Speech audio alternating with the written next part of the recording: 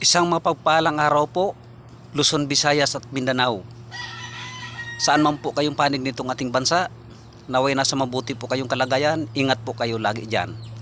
Akin pong bigyang kasagutan, yung isang gabi pong tumawag sa amin, na sinabi niya na ang iglesia daw ni Kristong totoo, yung nasa Roma, sapagkat yun ang tinayo ng Panginoong Hesukristo.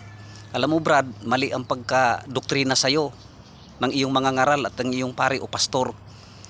Sapagkat ang Panginoong Hesukristo nasa langit na noong mga panahon na yun, bago pa natawag ang apostol na si Pablo.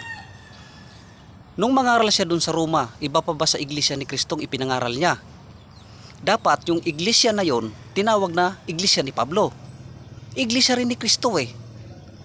Kaya paano mong nasasabi na ang Iglesia Apostolika Romana ay siyang itinayo ng Panginoong Hesukristo? Kahit basahin mo sa Biblia, parehas lang naman tayo membro eh.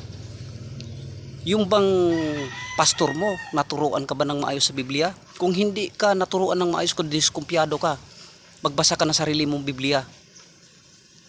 Sa susunod, sasagutin namin yung sinasabi mo pang kadugtong nito. Bibigyan namin kayo ng talata. At doon din sa isang nagtatanong, ang kapatid daw na Felix Manalo ay hindi raw sugo sa iglesia ni Kristo. O, liwanagin ho namin.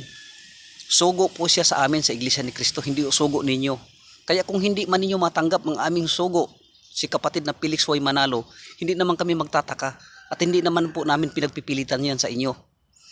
Tandaan ho inyo mabuti, siya po ay sugo sa iglesia ni Kristo, hindi po sugo sa inyo.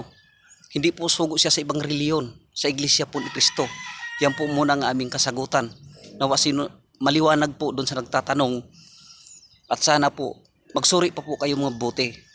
Sana po ang aral po na tunay ang inyong sundin. Huwag ho po kayo sumunod sa mga pastor niyo, mga pari, mga ngaral na hindi ho talaga totoo ang pinangangaral.